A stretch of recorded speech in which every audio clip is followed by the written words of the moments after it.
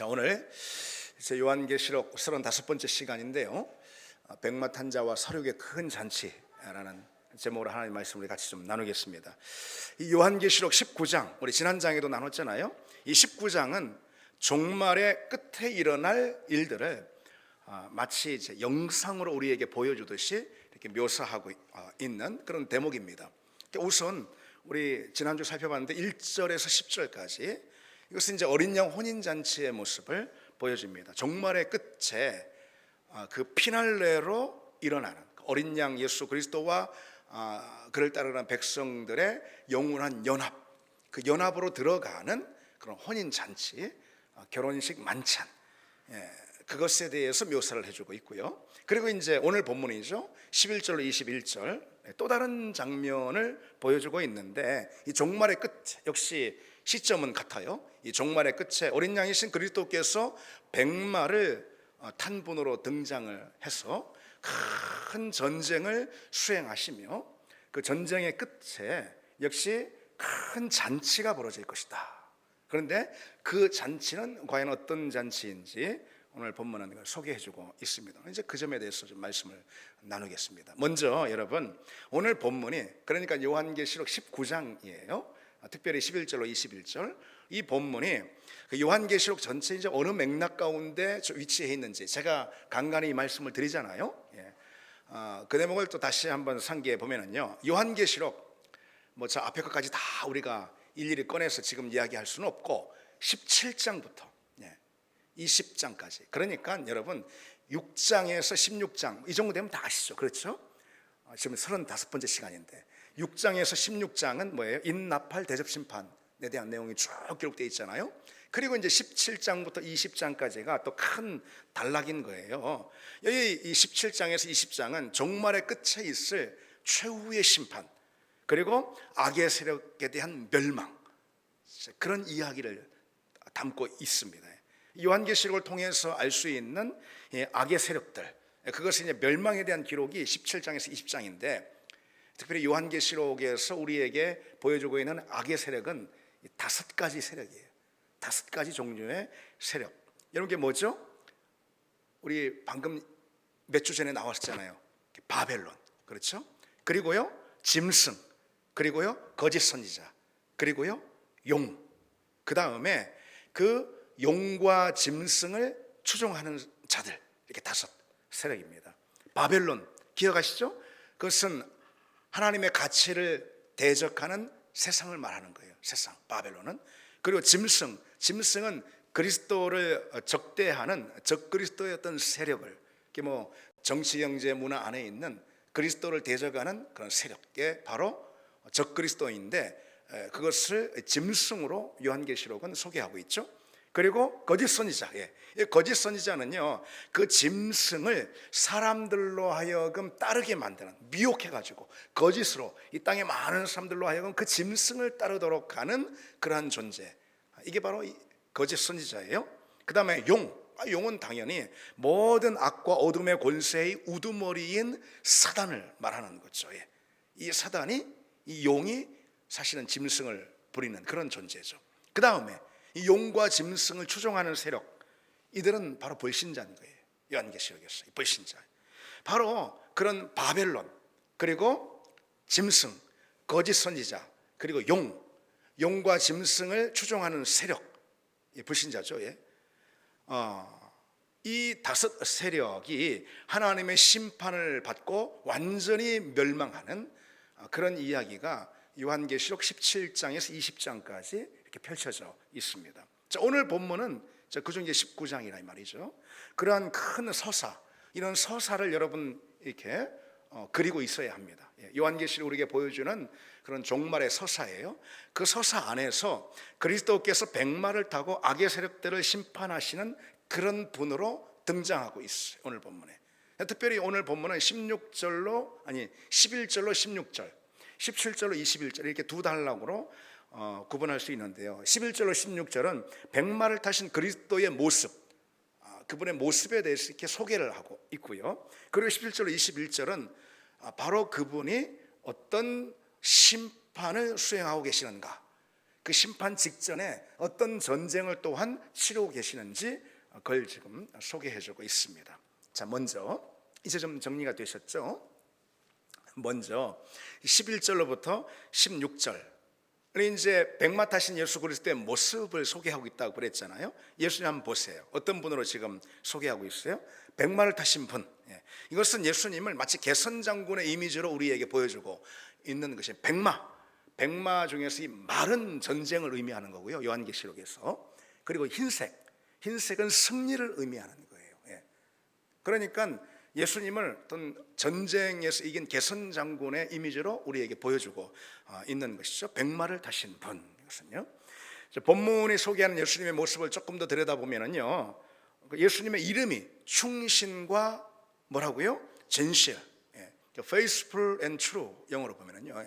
그러니까 충신과 진실이라는 것은 다시 말해서 변함없이 신실하신 그런 분이고, 그리고 참되고 옳은 분이다, 이런 의미인 거예요. 그리고 조금 더 내려가면은 예수님을 계속해서 어떤 분으로 소개하고 있습니까? 하나님의 말씀이다.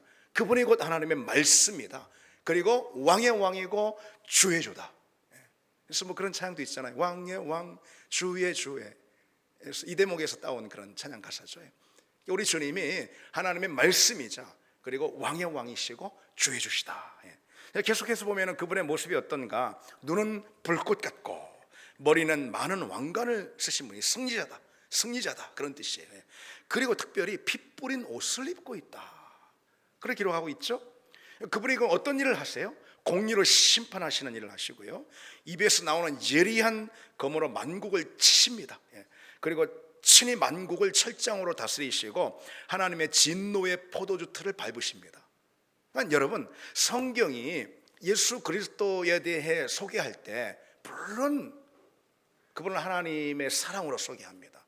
하나님의 구원자로 소개합니다. 당연하죠, 그렇죠?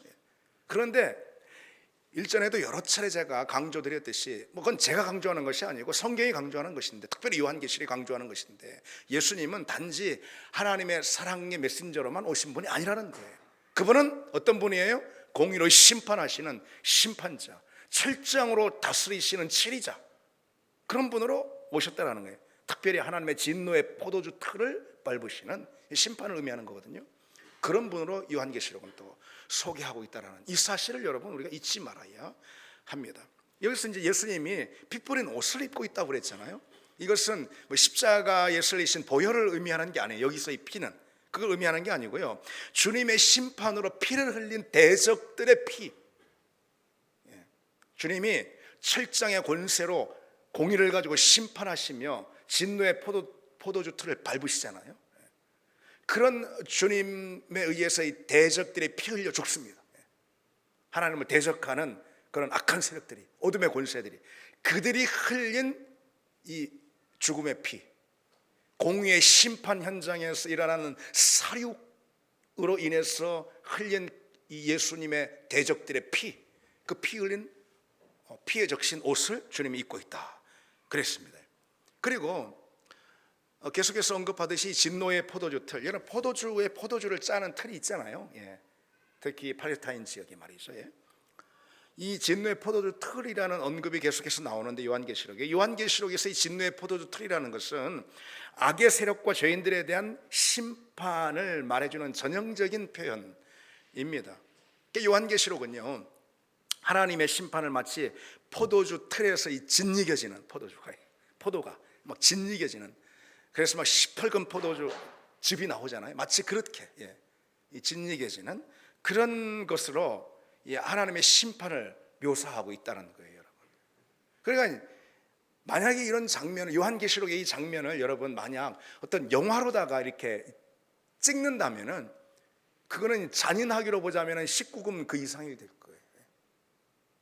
요한계시록을 만약에 영화로 어떤 필름으로 담는다면은, 그럴 수 있다면은 이거는 뭐 잔인하기로 보자면은 19금 이상이 된다, 이런 뜻이에요. 더더욱 여러분, 오늘 본문은요, 불신자들을 향한 이 심판을 뭐라고 묘사하고 있냐면은 공중의 새들이요, 그들의 살로, 불신자들의 살로 배를 채우는 그런 장면으로 막 살을 뜯어먹는, 그게 불신자들이 겪게 될 심판이다, 이런 것입니다.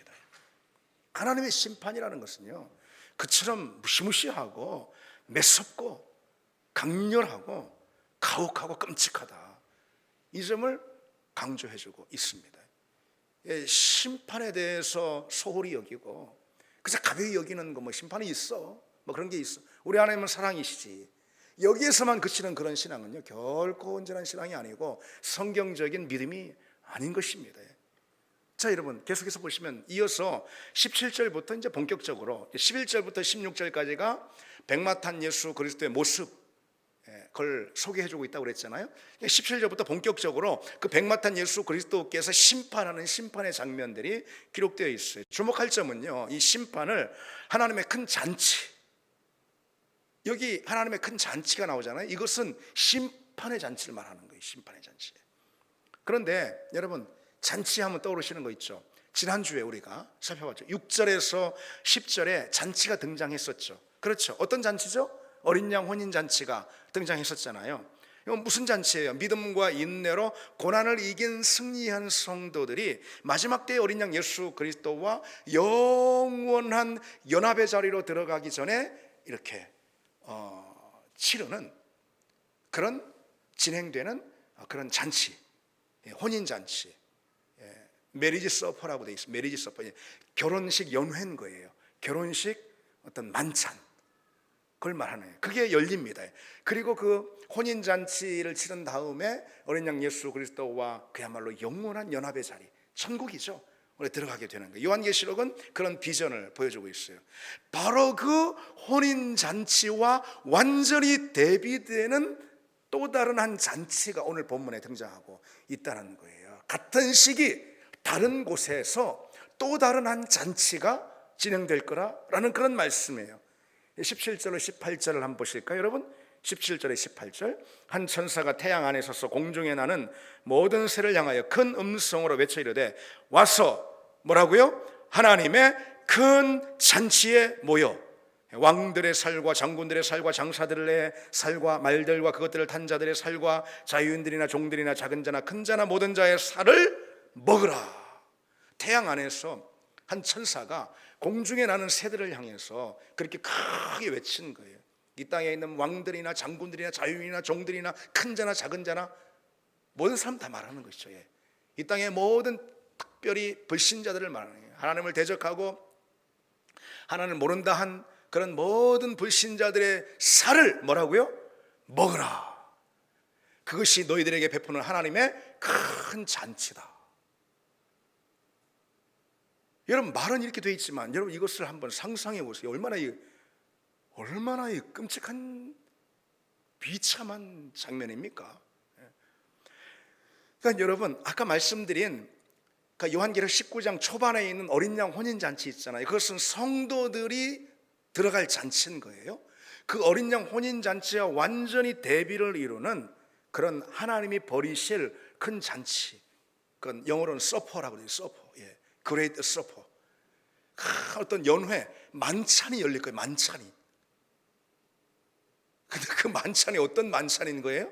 여러분, 공중의 새들이 어둠의 권세에 속한 사람들의 살을 먹는 정말 공포스럽고 끔찍한, 눈 뜨고 볼 수 없는 그런 잔치예요. 물론 이건 상징적인 표현이죠.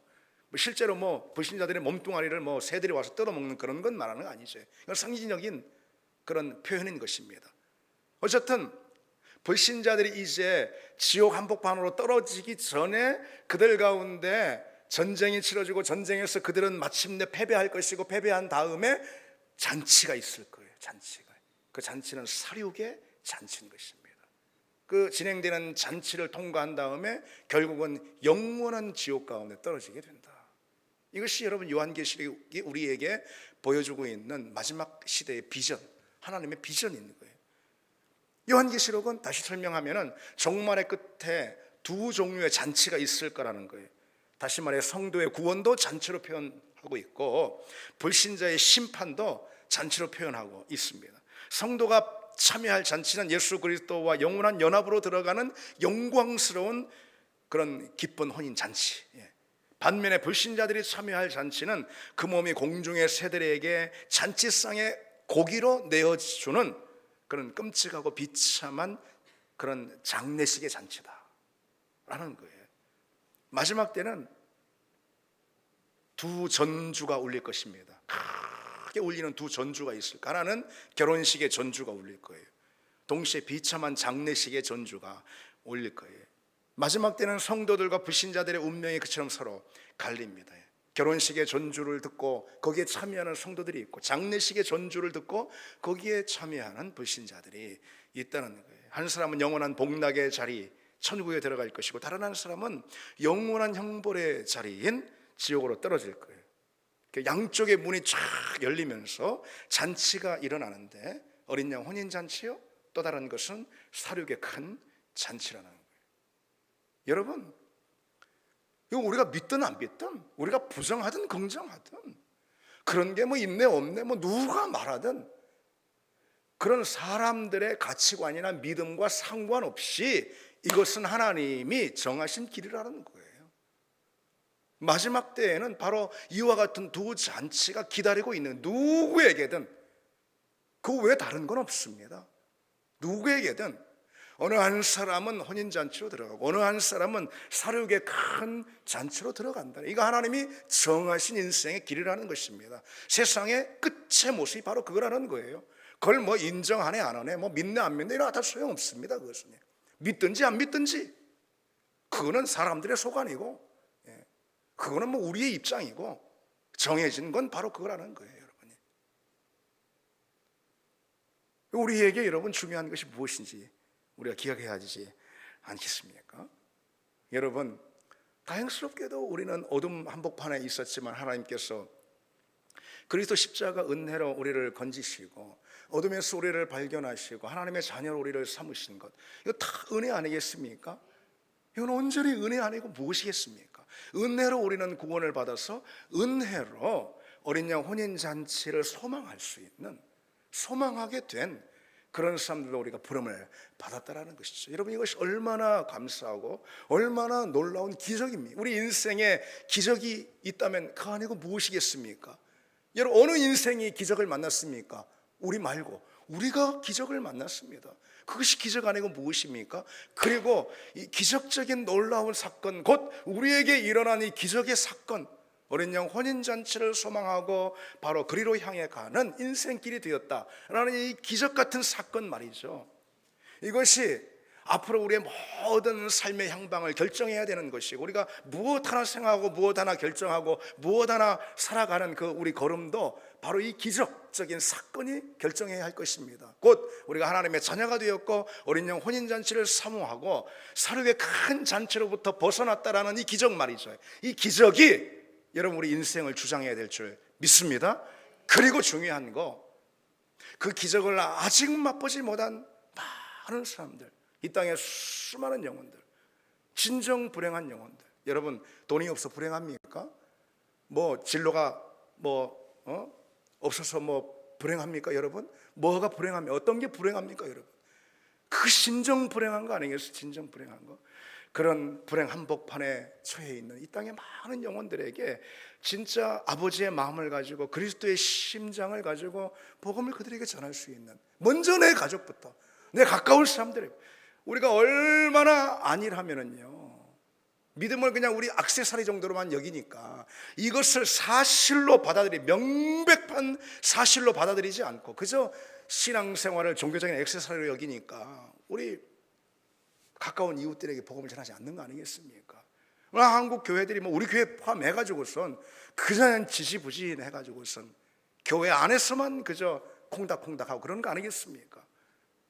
여러분, 진정 불행한 사람들이 어디 있습니까? 진정 교회가 있어야 할 자리가, 우리가 가야 할 자리가 어디에 있습니까? 그런 불행을 만난 그 불행 한복판에 있는, 다시 말해서 사륙의 큰 잔치가 예비되어 있는 멸망 한복판에 있는 그 사람들에게 우리가 뭐 어떻게 해서라든지 우리는 주의 복음을 전하고 그들을 주를 만나게 하는 그런 우리 교회, 그런 우리 인생들이 다 되기를 바랍니다. 여러분, 자, 지금까지 여러분 오늘 본문이 어떤 내용의 말씀인지 우리가 그 의미에 대해서 이제 간략하게 좀 우리 설명을 제가 드렸습니다. 그렇다면 오늘 본문이 우리에게 주는 아주 중요한 메시지가 있어요. 그 중요한 메시지는 무엇일까요? 그건 역시 영적 전쟁이라는 메시지예요. 영적 전쟁이라는 메시지. 자, 보십시오. 예수님의 이름, 백마타신 예수 그리스도의 이름이 충신과 진실이고, 그리고 하나님의 말씀 왕의 왕 주의 주이신 그 예수 그리스도, 그 예수 그리스도가 지금 어디에 서 계시냐면은 영적 전쟁이 한참 펼쳐지는, 말하자면 배틀필드에 서 계십니다. 앞장서 서 계십니다. 그걸 뭘 통해서 우리가 확인할 수가 있죠? 아니, 그분이 백마를 타셨다고 돼 있잖아요. 백마는 전쟁 가운데 지휘관이 타는 거거든요. 예수 그리스도께서 영적 전쟁의 한복판 배틀필드 앞에 앞장서 서 계십니다. 그러니 예수 그리스도를 따르는 우리 성도들의 신앙생활은 곧 무엇이라는 것을 오늘 본문은 강조해주고 있는 거죠? 영적 전쟁이다. 영적 전쟁이다. 예. 여러분, 이 수요 예배 시간에 우리가 요한계시록을 쭉 지금 나가고 있는데, 요한계시록 강해를 하면서 이 한 가지만 우리가 딱 분명하게 기억하고 깨달았다면 요한계시록의 이 강해는 성공적이었다, 이렇게 말할 수가 있습니다. 무엇일까요? 바로 영적 전쟁. 요한계시록이 가장 공들여서 우리에게 독자들에게 강조하고 있는 사실이 무엇일까요? 신앙생활은 영적 전쟁이다. 예, 바로 그것이에요. 우리 믿음의 사람들은 하나님의 영적 군사들이다. 우리 매일매일의 삶은 영적 전쟁을 치열하게 치르는 배틀필드 한복판이다. 그거 가르쳐주고 있는 거거든요. 요한계시록은요. 가장 공들여서 바로 그 점을 요한계시록은 강조하고 있습니다. 신앙생활은 영적 전쟁이다. 교회는 영적 전투를 벌이는 그리스도의 군대다. 우리 그리스도는 우리 앞에 이미 앞장서서 영적 전쟁을 수행하고 계시는 승리자, 지휘자이시다. 바로 그거예요. 여러분 한번 생각해 보십시오. 전쟁에 대해서. 우린 전쟁 잘 모르지만은 그래도 상식이잖아요. 전쟁에 대해서 생각해 보세요. 전쟁은 무엇입니까? 사느냐 죽느냐, 이게 정해지는 비정한 한복판이에요. 전쟁은 그런 거예요, 여러분. 전쟁에서 승리한 군사들만 생존할 수가 있습니다. 따라서 우리는 신앙생활 가운데 항상 승리해야 한다, 이거예요. 승리해야 합니다.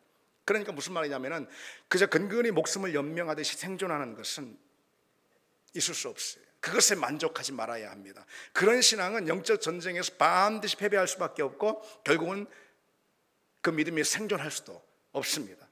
전쟁에서 근근히 연명하는 일은 없다라는 이런 뜻이에요. 그러니까 죽느냐 사느냐 이것만 있는 거예요. 승리하느냐 패배하느냐, 이기느냐 지느냐, 전쟁에서는 그밖에 없는 거예요.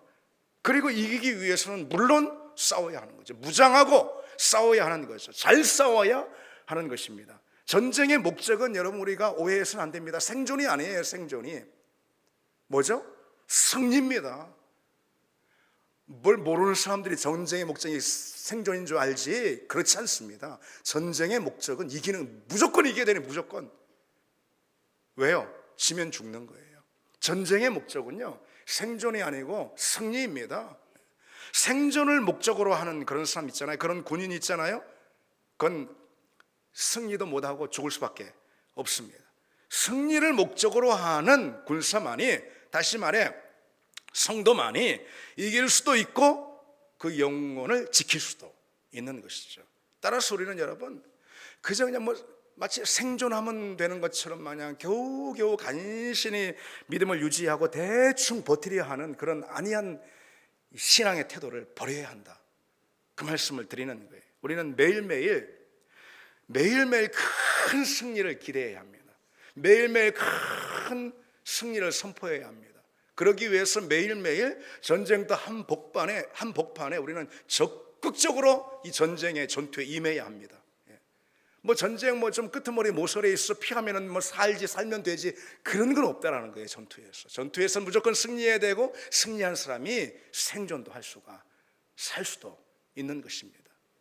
여러분 어제 축구 경기 요르단 한참 우리보다 축구 못하는 나라인데 충격적인 패배를 했다고 그러는데 별로 충격도 아니더라고요. 요르단은요, 보세요. 여러분 보셨습니까? 저는 그냥 하이라이트만 봤는데, 그런 거 있잖아요, 여러분. 스포츠는 하이라이트다. 그걸 다 봅니까? 하여튼 요르단은 보니까 이기는 게임을 하려고 작정하고 나왔습니다. 작정하고 덤벼들잖아요. 아주 적극적으로 이 경기에 임하지 않습니까? 그러나 우리는 경기하는 모습을 뭐 대충 봤죠. 뭐 조금 보니까 그저 공을 뭐 뺏기지 않으려고 수비하는데 급급하고, 소위 말하는 백패스, 횡패스, 수비 진영에서 그냥 그 뭐 전전하면서 이리 돌리고 저리 돌리고 완전히 답답한 그런 경기로 일관했잖아요. 골문을 향한 슈팅이 단 하나도 없었다. 요르단을 향해서. 세상에 뭐 그게 독일도 아니고 뭐 프랑스도 아닌데 상대가 요르단을 향해서, 뭐 여러분 축구를 잘 모르시는군요. 저 혼자서 괜히 그냥 뭐 축구 얘기 나오니까. 슈팅이 하나도 없었다. 그 경기는 지는 게 당연하고요. 아니, 져야지 마땅합니다. 그런 경기 이기면 되겠습니까? 이기면 되겠습니까? 그런 경기는 마땅히 져야 합니다. 신앙생활도 그렇다라는 거예요. 그저 안일하게 현재를 유지하려는 그런 신앙은 지는 신앙이 됩니다. 그래서 이 정도면 됐지 하고 소극적으로 임하는 그런 신앙이 있죠. 결국 사단에게 패하는 그런 신앙이 되고 만다라는 거예요. 대략 지금에 만족하고 현재 그냥 자리에 그냥 만족하는 건 미끄러지고 만다라는 거예요. 늘 우리는 더 나아가요. 신앙의 진보를 위해서 더 나아가고, 한 발자국 더 나아가고, 더 활동적이고 더 적극적이고 더 열심을 품고, 주님도 더 뜨겁게, 내 이만큼 사랑했다면 더 뜨겁게 사랑하고, 기도 내 이만큼 했다면 더 기도의 자리도 더 매달리고 사모하고, 그런 신앙이 되어야 한다는, 한마디로 그런 말씀이에요.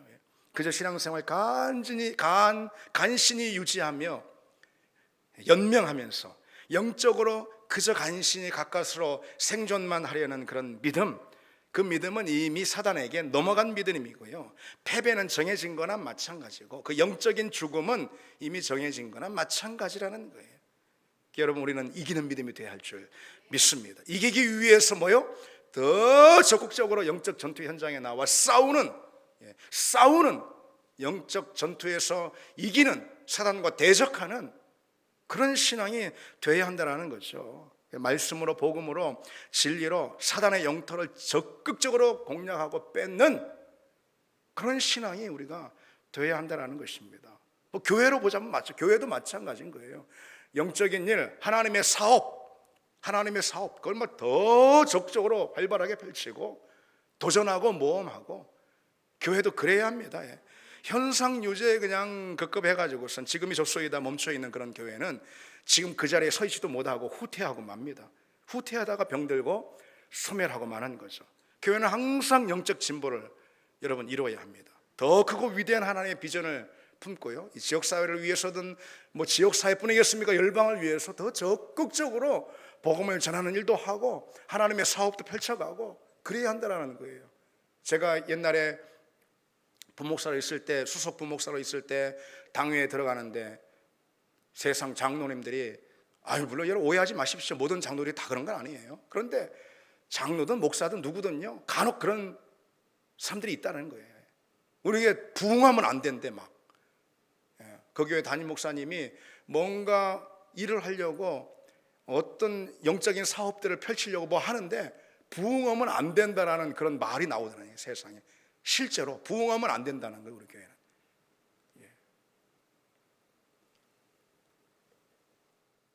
어떻게 그럴 수가 있습니까? 죽은 거예요. 그것은 그냥 죽은 거.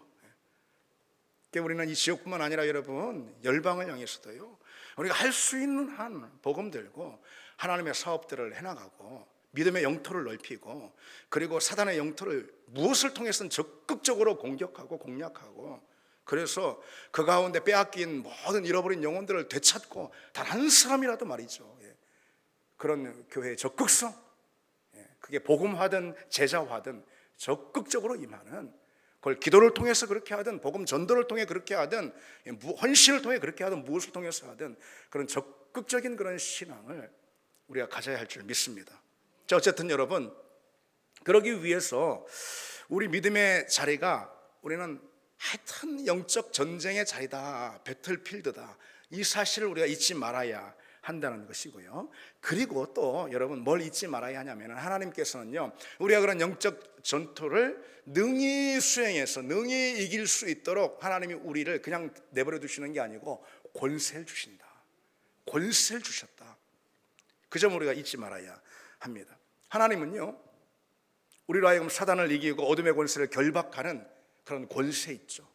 권세를 우리에게 주셨습니다. 특별히 이 두 가지 권세를 주셨습니다. 그 권세가 무엇일까? 첫 번째로 사단을 이기는 영적 이 권세로서 첫 번째는 뭐 당연하게도요, 말씀의 권세인 거예요. 말씀의 권세. 하나님 말씀. 예수님도 말씀을 통해서 이 사단의 전략, 사단의 공격을 꿰뚫어 보시고 그 공격을 무력화시키지 않았습니까? 마태복음 4장에 대표적으로 사단이 시험하고 유혹하니까 예수께서 말씀하실 때 사단아 물러가라. 기록되었을 때 뭐죠? 말씀이잖아요. 예, 말씀에 기록되었을 때 주 너희 하나님께 경배하고 다만 그를 섬기라.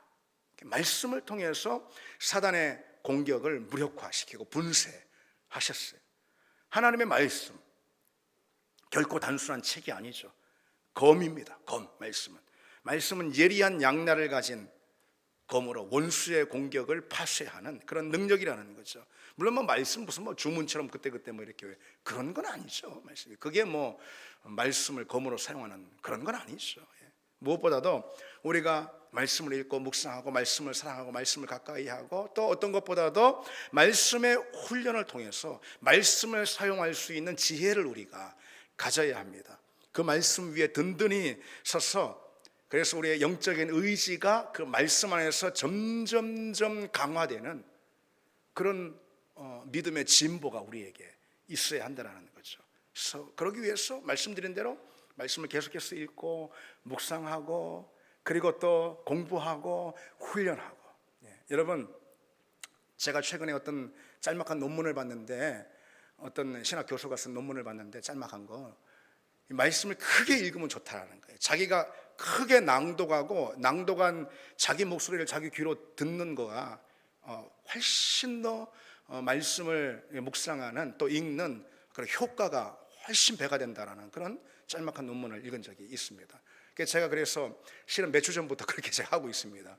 뭐 어차피 저는 환경이 좋아가지고 죄송합니다. 여러분보다 환경이 좋아가지고 이제 목양실에 크게 읽고, 근데 여러분도 얼마든지 하실 수가 있잖아요. 그래서 말씀 읽기를 이 가운데 모든 걸 그렇게 할 수는 없어도 그 중에 짤막하게 어느 본문들은 여러분들이 뭐 집에서 하면 뭐 너무 언제든 할 수가 있고, 그러지 못한 환경이라도 짤막한 그런 본문 정도는 좀 크게 읽고 그러면은 좋습니다. 무엇보다도 말씀을 훈련받는 거, 공부하고 훈련하는 거, 이것도 여러분 빼놓을 수가 없습니다. 최근 그 목회데이터 연구소라는 곳에서요, 기관에서요, 청년들 있잖아요. 이 청년들이 교회를 떠나서 소위 가나안 청년, 교회 안 나가 청년이죠. 이런 청년이 되는 이유에 대한 실태 조사를 했는데요. 뭐 여러 결과들이 다 있는데 그중 하나만 소개하면은 교회를 떠난 가나안 청년들 중에 무려 73%가 이들이 원래는 모태신앙이었다가 청소년기까지 쭉 교회를 뭐 다인운동 만운동 이렇게 하다가 청년이 딱 되니까 그냥 교회를 소위 말해서 끊어버렸다, 뭐 이런 거예요. 근데 그 이유가 뭐냐 이렇게 실태조사를 해봤더니 이들이 답하기를 73%가 하나님은 믿지만 그리스도에 대해서, 복음에 대해서 아는 바가 없기 때문에, 이렇게 답했습니다. 여러분, 하나님 내가 믿는데 근데 왜 교회 안 나가냐, 왜 신앙생활 안 하냐, 그리스도가 누구인지 복음이 무엇인지 잘 모른다라는 거예요. 이런 답을 73%가 했습니다. 왜 이런 일이 일어날까요? 말씀의 훈련이 없기 때문에 그런 거 아니겠어요? 말씀의 훈련이 우리에게 있어야 합니다. 여러분, 우리 교회는 특별히 계속해서 이 제자 훈련을 우리가 붙들고 있습니다. 그 이유가 거기 있는 거예요. 물론 이 강단에서도 항상 이 강단에서도 강조하고 집중적으로 증거하고자 하는 그런 본문이, 말씀의 어떤 주제가 무엇이냐, 그것은 당연히 복음이고 진리죠. 그건 당연히 구원과 믿음에 관한 주제죠. 이게 중요합니다. 근데 제가 볼 땐 듣는 성도들은 뭐 다른 주제에 관한 말씀들보다도 그게 더 집중해서 우리가 들어야 하고 그리고 붙들어야 할 이 말씀의 주제는 복음이고 진리, 그리고 구원과 믿음 또는 천국과 지옥, 뭐 이런 내용이 돼야 할 텐데 그런 말씀들은 비교적 더 관심이 없어 하는 거 아닌가, 이런 느낌도 저는 개인적으로 받습니다. 근데 그러면 안 된다는 거죠. 구원과 진리, 복음과 믿음에 관한, 천국과 지옥에 관한 이 아주 분명한 진리에 관한 말씀 있잖아요. 예수 그리스도 복음에 관한 말씀. 이 말씀에 우리는 더욱더 천착을 해야 합니다. 특별히 제자훈련 과정에서는 앞부분에 무려 10주 가까이 오로지 복음에 관한 내용만 우리가 배우고 있습니다. 구원에 관한 내용만 배우고 있습니다. 그래서 제가 제자훈련을 지금 쭉 8기, 9기까지 진행하는데 그 가운데 많은 성도들이 신앙생활 참 오래 했지만은 복음이 무엇인지 잘 몰랐습니다 라고 반응하는 성도들이 꽤 있었습니다. 사실이 그렇습니다. 신앙생활 참 오래 했지만은 구원이 뭔지 복음이 뭔지, 복음의 핵심이 무엇인지 잘 모르는 그런 경우가 많이 있는 거예요. 그러니까 나자빠지는 거 아니겠습니까? 하나님 내 믿는 것 같다. 그러나 예수 그리스도가 누군지 복음이 뭔지 난 잘 몰라. 그래서 교회를 떠나서 이렇게 답하는 거, 우리에게도 얼마든지 일어날 수가 있는 것이죠. 말씀의 훈련. 하나님 우리에게 말씀의 권세를 주셨습니다. 그 말씀을 진정 우리 살아있는 믿음의 권세로 붙들고 사용할 수 있는 그런 우리가 되기를 바랍니다, 여러분. 두 번째로 사단을 이기는 권세, 성령의 능력입니다. 성령의 능력. 마태복음 12장 28절에 우리 주님이 말씀하시죠. 내가 하나님의 성령을 힘입어 귀신을 쫓아내는 것이면 하나님의 나라가 이미 너희에게 임하였느니라. 귀신 곧 사단 마귀는 무엇으로 쫓아냅니까? 하나님의 성령으로. 하나님의 성령으로. 성령은 하나님의 영이고 능력이고 권세죠. 따라서 사단은 성령의 존재를 두려워합니다. 그러므로 우리는 항상 성령 충만해야 하는 것. 성령 충만한 사람은 사단이 감히 건들 수가 없습니다. 영적 전투에서 이기는 것은 쉽게 말해서 따놓은 당상인 것이죠. 성령 충만하기 위해서 우리는 기도의 자리를 사모하고 여전히 기도의 자리로 나아갈 수 있는 그런 주의 종들이 다 되기를 바랍니다. 이제 말씀 맺겠습니다. 신앙생활은 뭐라고요? 영적 전투의 한복판이다 그랬습니다. 하나님의 말씀과 성령의 능력으로 구비해서 영적 전투 한복판에 승리하는 여러분 다 되시기를 바랍니다. 우리 같이 이 찬양 드리겠습니다.